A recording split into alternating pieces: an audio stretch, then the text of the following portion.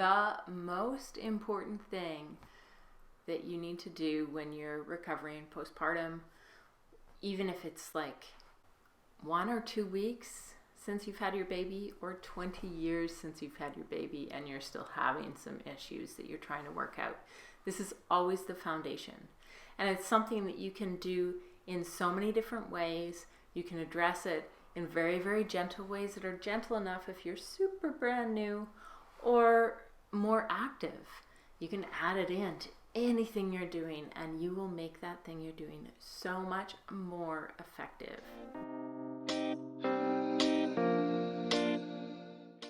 First thing I want to talk to you about is the rib cage, okay?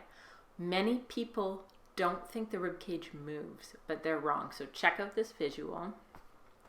It's of the ribs and they are jointed, okay? You've got the curve of the rib. They attach at the front on the breastbone, your sternum, and the back at your spine. Every single rib has 2 joints, one at the front, one at the back, and the whole thing hinges and lifts up. Watch through this breathing, okay? And then notice as we get into the side view of this, look at the spine. It is not changing shape, not at all, but these ribs are lifting and lowering. Okay, this is so important because I bet most people, as they go to inhale, they actually lift their entire rib cage up and forward, hinging at the back at the low back ribs, and then drop it back down to inhale. Okay, this is less than ideal. So think about these ribs being jointed at the front and the back and lifting out to the sides. It's almost like you have big gills in the side of your body. That's this nice, slow, smooth, soft breath, okay? Check out this little fish from the Monterey Aquatic Center aquarium and see how those gills are moving out to the sides. It's that same kind of motion with your rib cage, okay? So, why I want you to start thinking about this.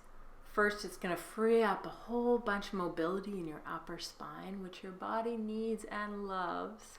Second, it's going to give you way more action of your diaphragm, which is this big breathing muscle here. Yeah, okay, cool.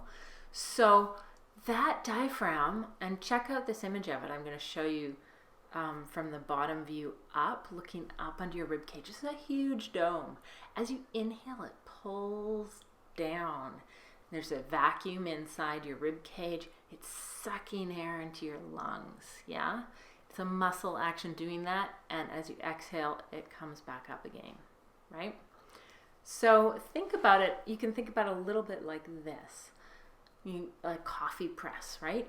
You inhale, you're pushing down. There's actually a lot of pressure. When you go to push a coffee press down, there's a ton of pressure going on there, pushing everything out of the way. And in terms of the coffee press, you're sort of getting that water to come through the filter. But in this case, it's actually pushing all your organs down, right? There's some expansion needed ideally through all of the squishy bits of your belly and sides and back. And then that pressure gets pushed down all the way down to your pelvic floor. Okay, this is the major win. So let's look at that anatomy again. If you look up into the rib cage, you get the diaphragm. It's like there's a hole in the bottom of the rib cage, right? If you look down into the pelvis, there's a hole in the top of the pelvis. And ideally we want those 2 holes to point to each other, so they're stacked on top of each other, so we can get this kind of push down and up movement happening with our breath. Okay, that is going to be the optimal situation for all your abs to start showing up, especially the deep corset style abs. They're going to help you heal and firm up any kind of diastasis recti or ab separation. You're going to help balance out some of the weird ab imbalances that often show up after pregnancy, that mean that when you go to engage, you actually bulge out instead of having everything sort of corset in, right? So these muscles are so key.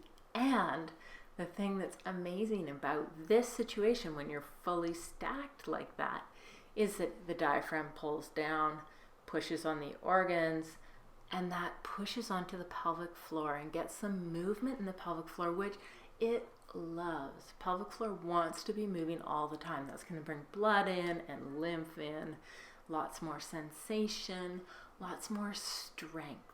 A muscle that doesn't move isn't strong, okay? So having that breath coming back and forth and pushing pressure in and up and down into the pelvic floor is another piece of this puzzle that you're looking for, okay? And when you get that, there's sort of two ways that I think about this sensation, and there's lots of other ways too, but one is the sense of like this rose here, this blossoming, opening, spreading, yeah, that you can feel a little bit of pressure down, a spreading feeling. The other thing is just like if I was to blow up a balloon inside your pelvis. So some pressure all the way around from the inside and then down into the muscles as well. Okay? So a few different things here, but this is, you may be kind of listening to this and going, oh my God, I can't even figure this out, and that's fine. Just pick up some of these visuals and start playing with them, okay? See if you can start to feel that inhale happening like that. Can you get these ribs to lift up and out to the side? It's really nice and gentle and soft. You're not forcing it. It's not like a, right? It's a soft, gentle inhale, filling, filling, filling. It's almost like your whole torso is this odd-shaped balloon, and it's all expanding around the same pace, right? Comes all the way down into your pelvic floor. Someone's blowing up a balloon inside your pelvis, right? This connection here.